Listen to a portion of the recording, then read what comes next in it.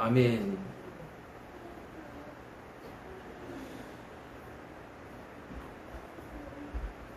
자, 오늘 특별한 광고는 없고요.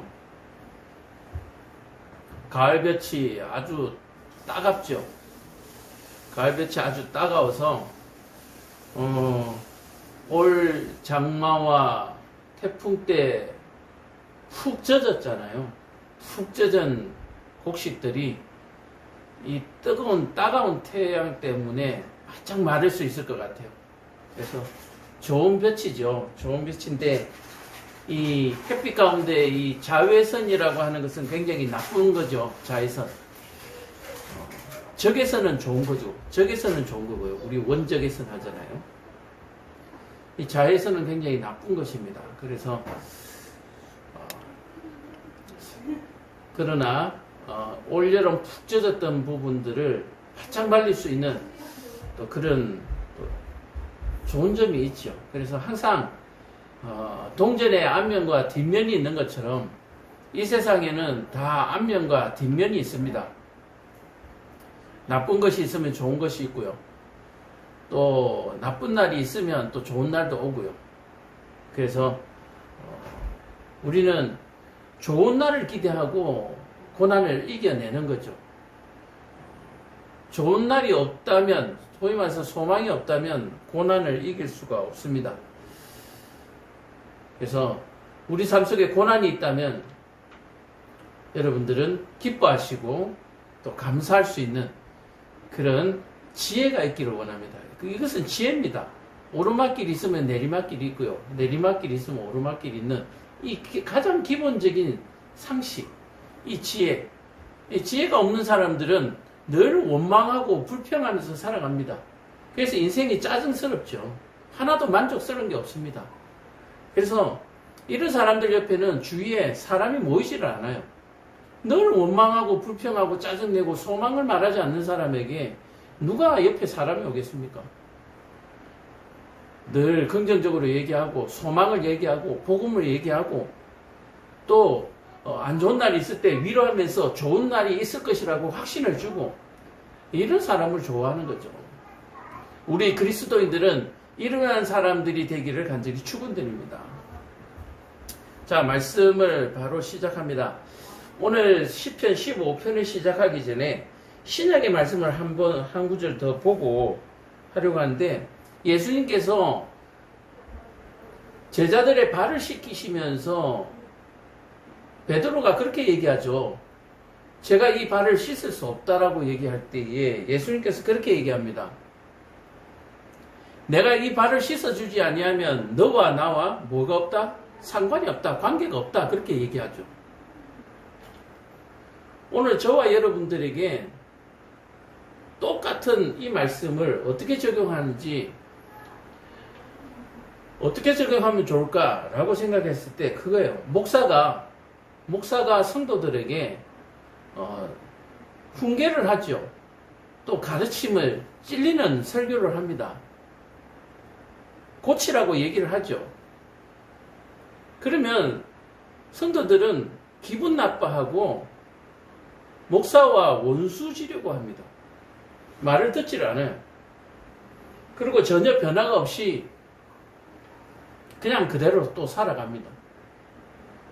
그러나 오늘 예수님께서 말씀하신 것처럼 발을 씻겨주지 않으면 너와 나와 상관이 없다.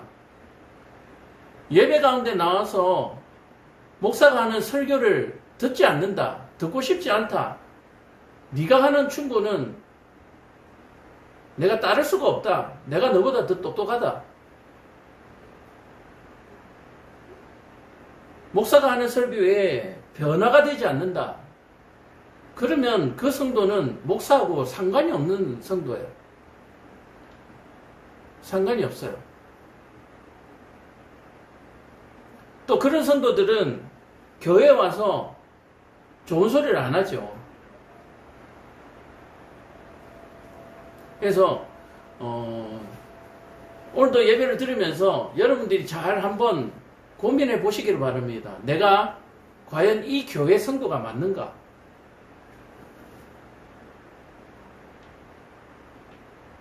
교회에 와서 변화가 되지 않는다.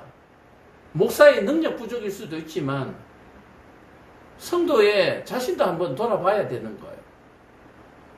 변화가 안 된다. 그럼 둘 중에 하나는 잘못된 거죠. 그러면 서로를 위해서 더 좋은 선생을 찾는 것이 낫죠.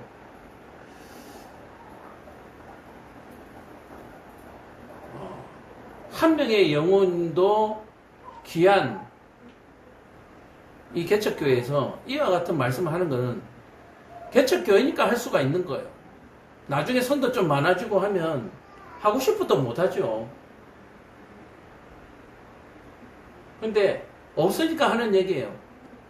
목사 설교를 듣고 내가 삶이 변화가 안 된다. 그러면 빨리 다른 교회를 찾아야 돼요. 또 성도들이 변화가 안 되면 목사가 기도를 좀 더 많이 하고 금식하고 말씀 연구하고 그래야 되는 거죠.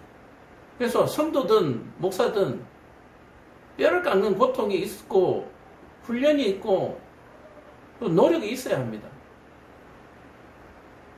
잘 아시다시피 예수님 시절에 예수님께서 많은 병자들을 고쳐주셨습니다. 그러나 그 병자들 가운데 구원받은 사람은 그리 많지 않아요.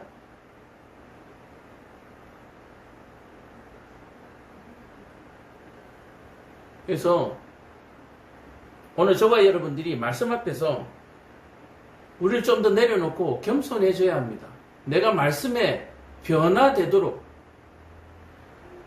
우리가 말씀에 맞춰야지 말씀이 우리를 맞추지는 않습니다. 그것은 궤변이고 그것은 마귀 사탄이에요.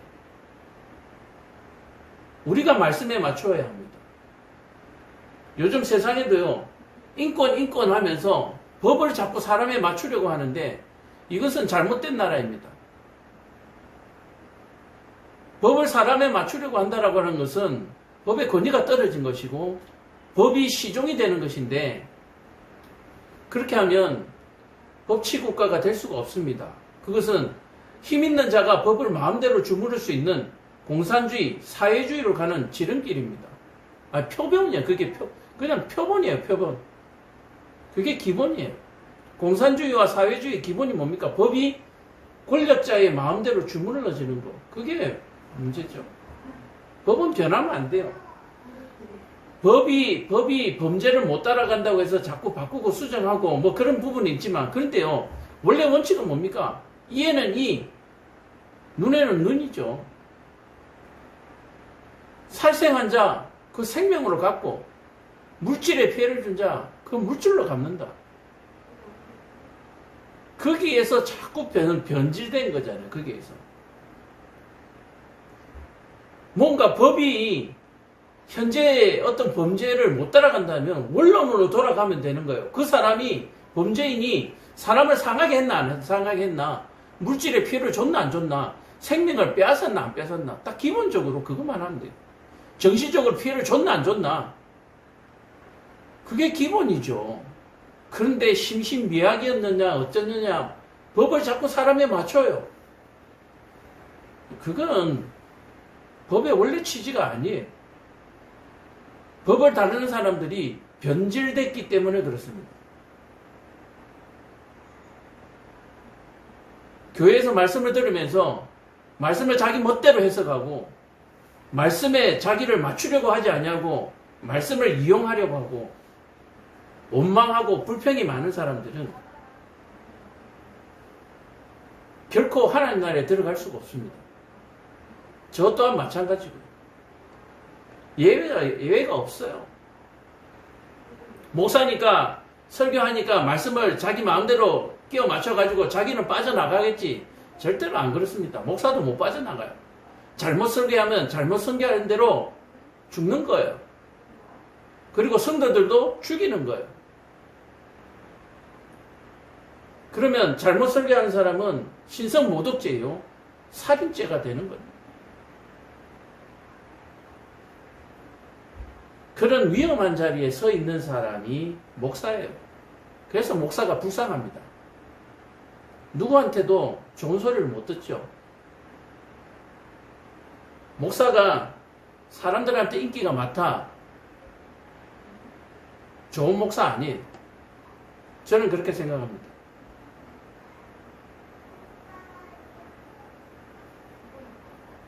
저는 부교육자 생활을 하면서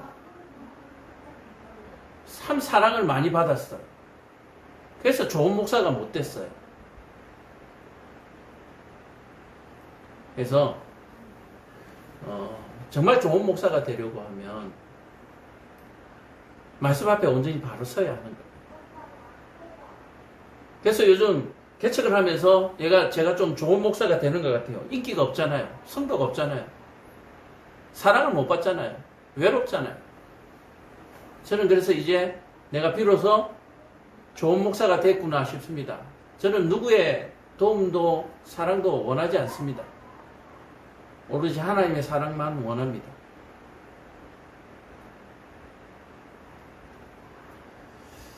자, 그래서 오늘 우리가 읽었던 본문이 그거잖아요. 누가 주의 장막에 머무를 자인가? 라고 시작을 하고 있습니다. 오늘 시편 기자는 누가 장막에 머무를 자인가? 라고 우리에게 질문을 던집니다. 또한 누가 장막에 머무를 자인가에 대한 확신을 우리에게 전달하고 있습니다. 그렇다면 오늘 저와 여러분들에게 오늘 이 질문이 왔을 때 주의 장막에 당신은 머무를 자입니까? 라고 했을 때에 여러분들의 마음에 어떤 생각이 드십니까? 찔리십니까? 나야 나 말고는 없지. 그런 당연한 마음이 드십니까? 그렇다면 오늘 본문을 통해서 누가 장막에 머무를 자인지 선포되는 이 말씀을 통해서 내가 그 말씀에 부합하는 자인가 맞춰보시기 바랍니다. 여러분들에게 이 말씀을 맞추지 마시고요. 말씀에다가 여러분들을 맞춰보시기 바랍니다. 말씀을 자꾸 왜곡시키고 구부리면 안 돼요. 말씀은 그대로 놔두고 우리의 삶을, 자신의 삶을 갖다 대보시기를 바랍니다. 15장 1절에 여호와여 주의 장막에 머무를 자 누구오며 주의 성산에 사는 자 누구오냐? 누구니까? 라고 묻습니다. 장막에 머무를 자와 주의 성산에 사는 자들은 어떤 자들을 얘기합니까? 주의 장막에 머무른 자들은 속세에서 회개하고 죄인들을 얘기하는 거죠. 죄인들을 얘기합니다. 그럼 성산에 사는 자는 누구입니까? 회개한 자들, 하나님 앞에 선하다고 인정받은 사람들, 구원받은 사람들이죠. 그렇다면 우리는 성산에 살기 전에 장막에 머무는 자가 돼야 돼요. 장막에 머무면서 하나님의 말씀을 배우고 하나님의 말씀을 쫓아서 살고 회개하면서 거룩한 백성으로 거듭나는 시간이 필요한 거예요.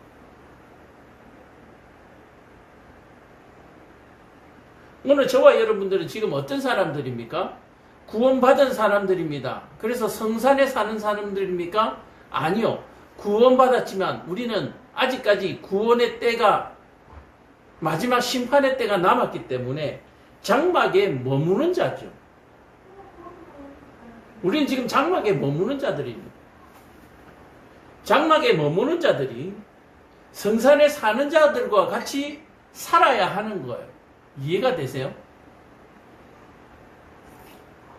늘 설교 때마다 말씀드리지만 하나님이 주시는 이 말씀은 하나님 나라에 가서 지켜야 되는 율법이 아니라 하나님 나라에 들어가기 전에 지키고 살아야 할 법입니다.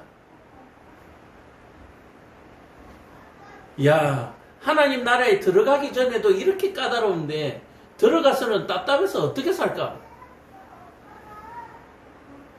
그것은 법을 어기려고 호시탐탐 노리는 마귀들이 나는 생각이죠. 법대로 사는 사람은 법대로 사는 게 제일 편해요. 법대로 사는 게 제일 편해요. 자, 여러분들 잘 보세요. 수학도 아니고 산수 시간에 1 더하기 1은 1이다. 1 더하기 1은 2다. 1 더하기 1은 3이다. 철학적으로 윤리적으로 얘기하다 보면 얼마나 많은 답들이 있습니까? 그러나 산수에서는 뭡니까? 1 더하기 1은 항상 2죠. 법이죠. 법대로 사니까 너무너무 편한 거예요. 근데 이게 날마다 변한다고 생각해 보십시오. 어떻게 살겠어요? 법대로 사는 게 제일 편한 삶이에요. 요즘 운전하는 사람들이 많기 때문에 늘 제가 운전에다 비유를 하죠.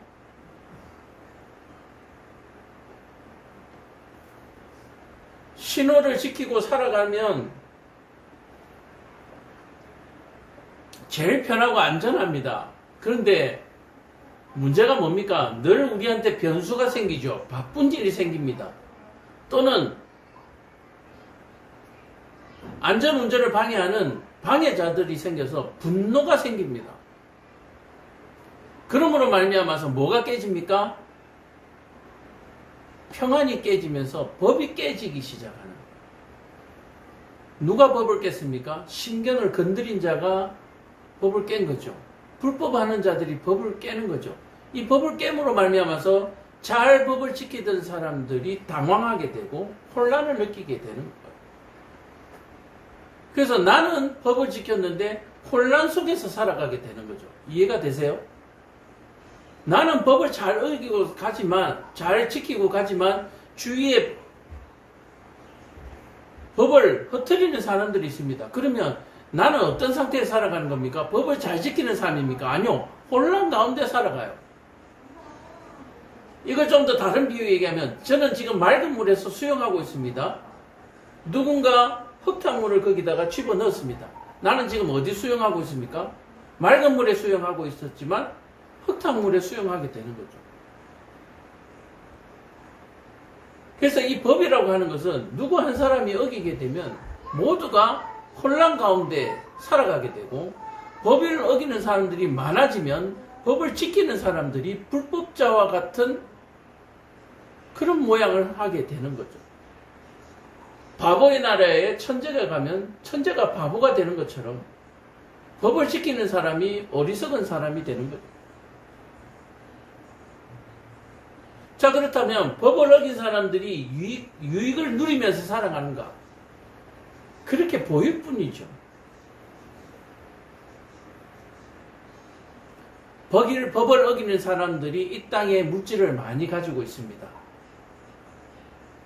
물질이 좋아 보이잖아요. 그러니까 법을 어기는 사람도 좋아 보이는 거예요. 그 사람을 따르고 싶은 거예요. 그러나 뭡니까? 법은 어기면 안 되는 거거든요. 불법으로 축적한 재물은 거기서 온전하게 생명으로 연결될 수가 없는 거예요. 오늘 주의 장막에 머무를 자들, 주의 성산에 사는 자들이 누구인가? 2절에 정직하게 행하며 공의를 실천하며 그의 마음에 진실을 말하며 그의 혀로 남을 허물하지 아니하고 그의 이웃에게 악을 행하지 아니하며 그의 이웃을 비방하지 아니하며 그의 눈은 멸망된 자를 멸시하며 여호와를 두려워하는 자를 존대하며 그의 마음에 서원하는 것은 해로울지라도 변하지 아니하며 이자를 받으려고 돈을 꾸어주지 아니하며 뇌물을 받고 무지한 자를 해하지 아니하는 자니 이런 일을 행하는 자는 영원히 흔들리지 아니하리라. 지금 2절에서 5절까지 읽었던 이 본문은 무슨 본문입니까? 하나님의 율법입니다. 이 율법을 지키면서 살아가는 사람들은 하나님의 장막에 머무는 자가 되고 그들은 결국은 하나님의 성산에서 사는 자가 될 것이다 라고 얘기합니다. 오늘 이 15편의 말씀은 우리 2023년 이 시대를 살아가는데도 너무나 딱 맞는 말씀, 세상의 법과 하나님의 율법과 전혀 차이가 없다라고 하는 것을 우리가 여기에서 여실히 바라볼 수가 있습니다. 하나님이 원하는 것과 세상에 온전하게 되어가는 것에 전혀 다른 법이 아니다라고 얘기를 하는 거예요. 그렇다면 어느 것이 더 상위법이냐? 상위법이라는 건 뭡니까? 위에죠. 우리가 고등법원이 있고 대법원이 있는 것처럼 상위법이라고 하는 겁니다. 어느 것이 더 상위법인가? 바로 하나님의 법이 상위법입니다. 하나님의 법이 먼저 생겼고 이 하나님의 법이 자꾸 사람들의 죄로 인하여서 변질되어진 것이 지금의 법이에요. 그러니까 민주주의가 가져가고 있는 이 법은 하나님 법에 그냥 발 뒤꿈치도 못 따라올 정도의 아주 기본적인 법이라는 얘기예요. 가장 기본적인.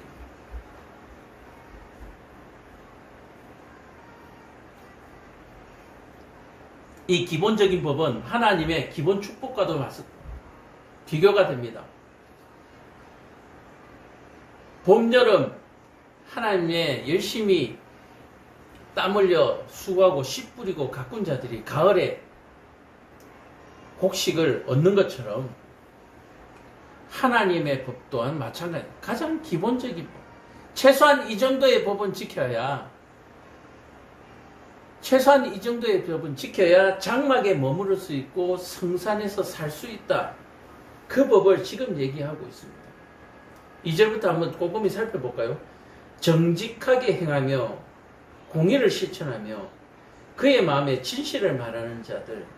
이 말은 크게 형이상학적으로 얘기해서 하나님을 두려워하고 인정하는 삶을 얘기합니다. 정직하게 말한다고 하는 것은 무엇입니까? 하나님이 살아계심과 우리가 하나님으로 말미암아 지음을 받았고 이 땅의 만물의 주인이 하나님이신 창조주 하나님, 전지전능하신 하나님을 인정하는 것이 바로 정직한 삶이죠.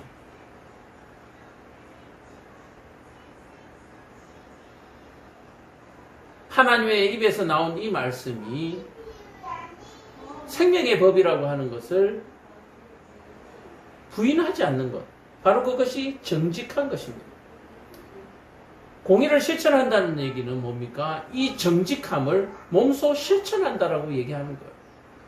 고로 공의라고 하는 것은 정직이라고 하는 것의 실천, 행동이다라고 얘기를 하는 거예요.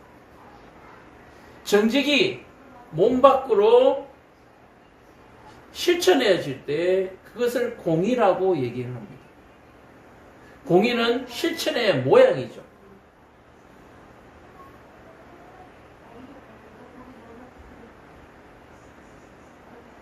그리고 그의 마음에 진실을 말한다라고 하는 것은 감사를 얘기합니다.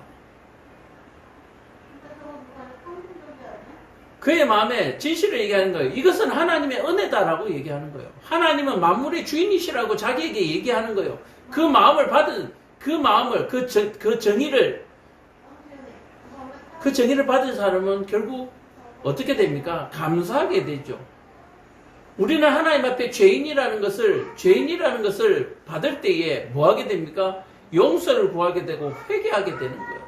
회개할 때 하나님께서 구원해 주시고 하나님의 백성 삼아 주시면 감사하게 되는 거죠. 우리가 가꾸고 물 주는 것으로 식물을 한치 1cm도 자랄 수 없다라고 하는 것을 인정할 때에 자라게 하시는 그 하나님 앞에 감사하게 되는 거예요.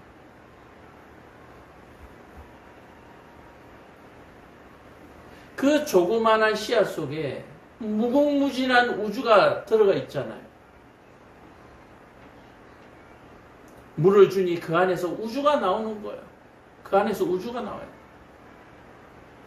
바로 그것이 그의 마음의 진실을 말하는 것입니다. 온전히 하나님의 은혜요, 온전히 하나님의 작품이라는 것을 인정하는 것. 바로 그런 사람들이 장막에 머물 자이고 성산에서 살게 될 자들이다.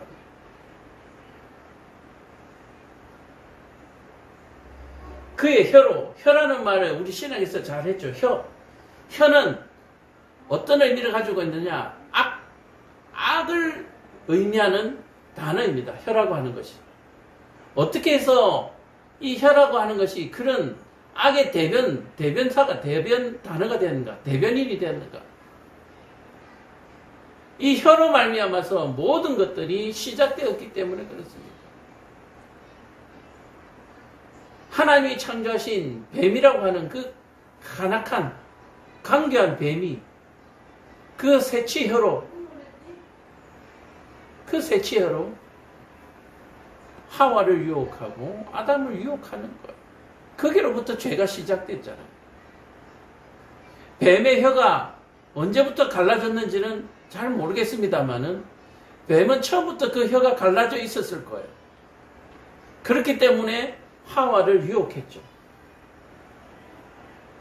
뱀이 범죄한 이후에 하나님 앞에 배로 기고 흙을 먹도록 그렇게 심판을 받은 것처럼 뱀이 처음에 다리가 있었을 것이다 라고 하는 부분은 숙제로 남겨두고요. 긴지 아닌지 확인할 수가 없으니까.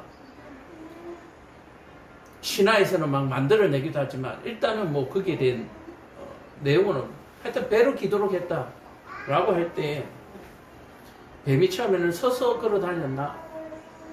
그런 생각도 상상을 해볼 수는 있지만 확신할 수는 없습니다. 단지 그냥 뱀이 말을 하고 그 말을 할 때 그 혀에서 다른 말이 나왔다라고 할 때에 그 혀가 처음부터 갈라져 있었을 것이다 라고 하는 부분. 그래서 강교하다라고 교활하다라고 뱀을 표현했지 않나. 이것은 조금 더 확신에 가까운 추측이죠. 제 생각입니다. 어쨌든 이 그의 혀로 남을 허물하지 아니하고 두말하지 않는 겁니다. 남의 허물을 덮어줘야지 남의 허물을 그렇게 덜추어서 자기에게 유익되는 것이 하나도 없어요. 남의 허물들을 보고 조심해서 자기의 삶을 돌아보고 반면교사로 삼고 또 타인의 허물을 다른 사람에게 옮기지 아니하고 바로 그것이 이웃에게 악을 행하지 않는 것이죠. 다른 사람의 허물을 이웃에게 옮기는 것은 이웃에게 악을 행하는 일이다 라고 얘기하는 거예요. 그 이웃을 비방하지 아니하는 것이다. 우리 하루 24시간 중에 절반을 이웃과 함께 살아가잖아요. 절반 이상을. 그 이웃과 함께 살아가는데 여러 이웃들을 만나잖아요. 한 이웃을 만나서 하루 종일 같이 있는 경우는 드물잖아요. 이 이웃을 만나서 저 이웃에게 얘기하고 저 이웃을 만나서 또 다른 이웃에게 얘기하고 그 온 천지의 그 비방의 말을 갖다 퍼부어 놓으면은 맑은 물에다가 흙탕물을 뿌려 놓은 것과 같은 거예요. 그냥 우리는 맑은 물에 있었는데 그냥 흙탕물이 되어 있는 거예요. 나는 맑은 물에 사는 것 같은데 그냥 흙탕물에 살고 있는 거예요.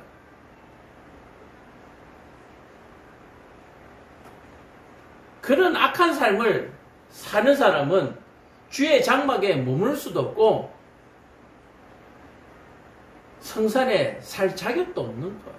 들어갈 자격이 뭐예요? 그냥 구경도 못 해보는 거예요.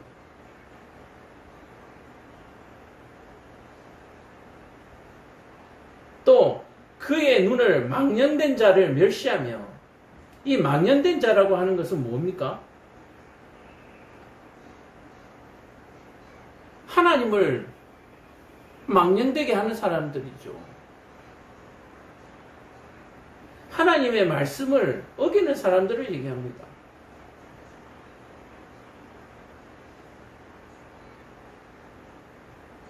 그래서 그들을 어떻게 한다고요? 멸시한다라고 얘기해요. 좀 어떻게 보면 종교적 핍박이죠. 근데 이 망령된 자들은 왜 망령되게 살아갑니까? 하나님을 모르기 때문이죠. 근데 그런 사람들을 멸시를 한다? 멸시하면 되는 게 아니에요. 불쌍히 여겨야죠. 지난 주일에도 말씀드렸잖아요. 교회 밖에서 하나님의 안식일에 예배 자리에 들어오지 못하는 자들 불쌍히 여겨야죠. 불쌍히. 불쌍히 여기니까 전도가 되는 거죠. 멸시하는데 누가 그게 전도가 돼요?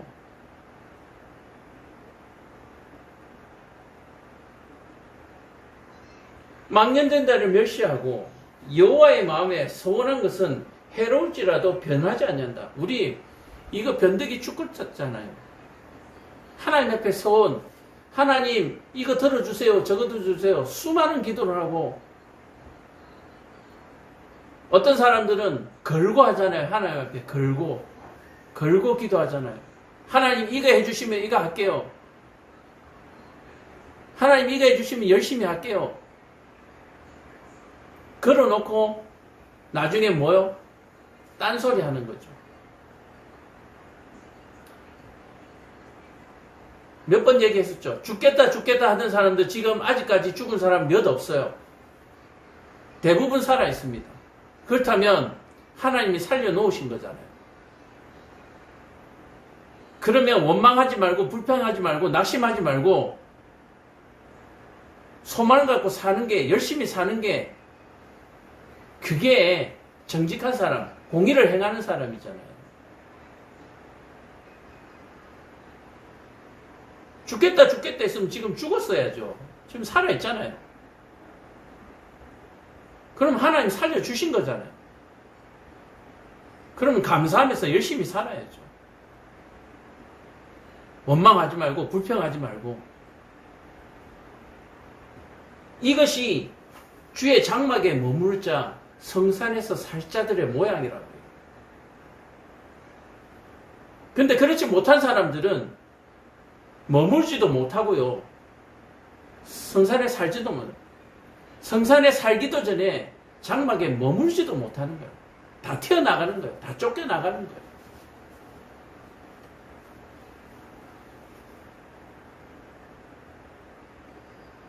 그의 마음에 서운한 것은 해로울지라도 변하지 아니하느며, 자기한테 조금 손해가 가더라도, 자기가 좀 불편하더라도 뭐예요? 분내지 않냐고, 화내지 않냐고, 하나님께 하겠다고 한 대로 하는 거예요.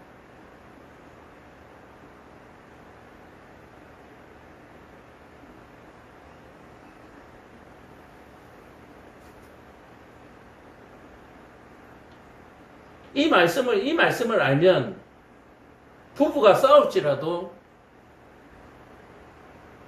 절대로 이혼은 못하겠죠.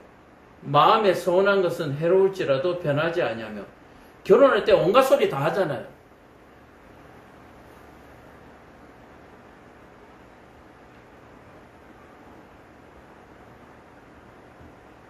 요즘은 2명 중에 1명은 이혼한다 그러죠. 요즘은 아예 결혼을 안 하려고 그러죠. 요즘은 아예 결혼을 하더라도 아이는 안 가지려고 그러죠. 세상이 악한 거예요. 이 악한 세대가 어때요? 불쌍하잖아요. 지금 다음 세대가 없어서 지금 대한민국 나라가 없어지니 어쩌니 300년 후에. 웃긴 거예요. 소망을 얘기하지 않냐고 300년 후에 일어날 이런 재앙들을, 이 괴담이라 그러죠. 이런 것들을 괴담.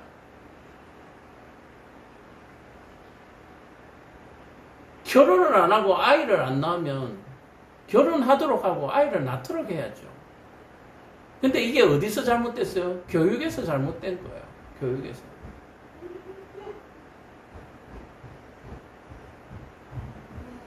그런 의미에서 정교조는 사라져야 합니다. 정교조는 사라져야 해요. 대신에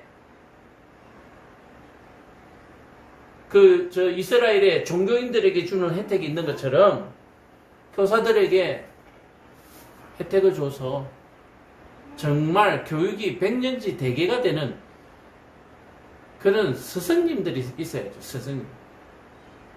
교사가 노조를 만들면 그건 노동자잖아요. 노동자는 일한 만큼 돈을 받아가는 사람들입니다. 지식을 돈과 바꾸는 사람들이에요. 그런 사람들이 아이의 미래와 장래를 생각한다? 아니요. 그 사람들은 돈 벌려고 오는 사람들인데 어떻게 아이들의 미래와 장래를 책임져요? 그 사람들은 그걸 책임질 마음도 없고 자격도 없고 생각도 없는 사람들이에요.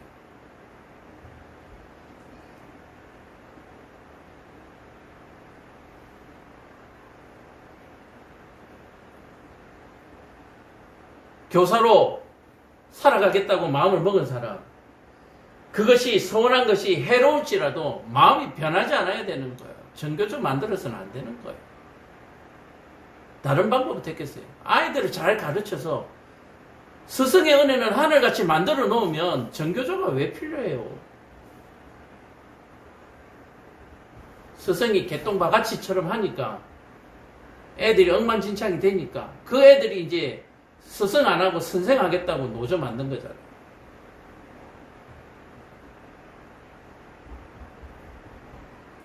그 마음에 서운한 것은 해로울지라도 변하지 아니하며 자기가 공무원이 되겠다고 했으면 그 공무원의 그 사명을 감당하는 거예요. 내가 선생님이 되겠다고 했으면 돈 벌려고 선생님이 되는 게 아니라 선생이 되고 싶어서 선생 된 사람은 감당하는 겁니다. 의사가 되고 싶어서 의사 된 사람들은 의사로서 감당하는 거예요. 근데 그 중에서 돈 벌려고 한 사람들 때문에 뭐가 흙탕물이 생기는 거잖아요. 선하게 선생님이 되고 싶어하고 선하게 공무원이 되고 싶어하고 선하게 의사가 되고 싶어하는 그 정말 정의를 공의를 행하려고 하는 사람들 가운데 흙탕물을 끼얹는 사람들이 생기니까 같이 욕먹는 거야. 정의로운 의사협회 이름은 그렇다기 다 하지만 정말 해로울지라도 변하지 않는 분들이 과연 지금 어디에 있습니까? 해로울지라도 변하지 않는, 만약에 여기에 해당하지 않는 사람은 제가 지금 하는 말씀에 그렇게 화를 내시면 안 돼요.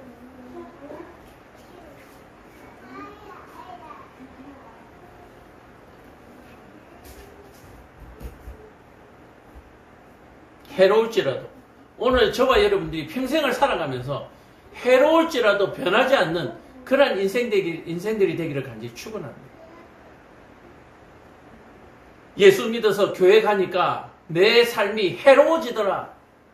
그래도 뭐요? 변하지 않아야 되는 거예요. 예수 믿고 열심히 기도했는데 내 기도 하나도 안 들어주시더라. 그래도 변하지 않아야 돼요. 우리가 몰라서 깨닫지 못했을 뿐이지 하나님은 이미 우리에게 이미 좋은 것으로 너무 넘치도록 부어주신 분이에요. 그것을 고백할 수 있는 것이 정직한 삶이고 공의를 실천하는 삶이며 그의 마음에 진실을 말하는 사람들이에요. 자, 세속적인 것 하나 나오네요. 5절. 이자를 받으려고 돈을 꾸어주지 아니하며 뇌물을 받고 무죄한 자를 해하지 아니하는 자이니 이런 일을 행하는 자는 영원히 흔들리지 아니하리다. 자, 보세요. 흔들리지 않는 조건이 있어요. 장막에 머물고 성산에 사는 그 살자들이 흔들리지 않는 조건은 뭡니까? 이 땅에서 공의를 행할 때, 어떻게 공의를 행할 때에 해로울지라도 변하지 않고 공의를 행할 때에 비로소 흔들리지 않는다라고 얘기하고 있습니다.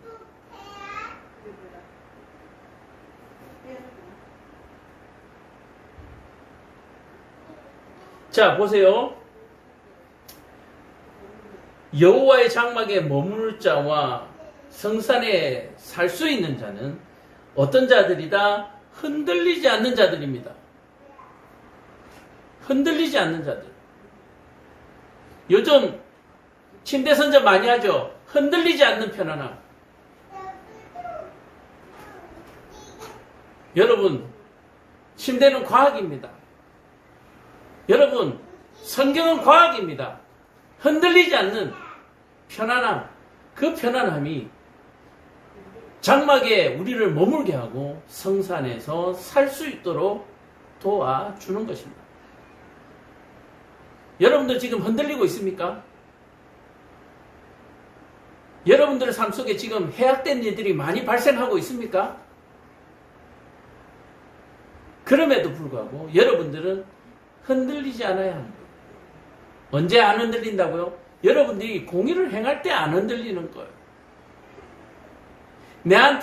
나에게 해로움이 있더라도 공의를 행하는 것, 그럴 때 흔들리지 않는 것입니다.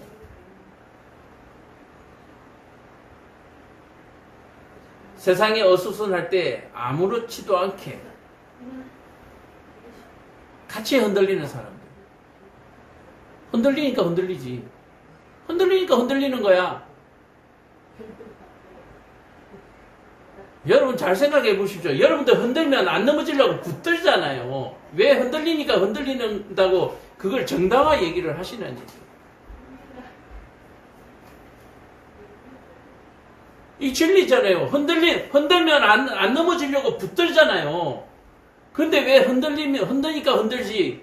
흔들리니까 흔들지. 왜 그게 정당화되고 있어요? 흔들면 안 흔들려야죠. 버텨야죠. 유혹을 하면 안 넘어가야죠. 속이면 안 속아야죠.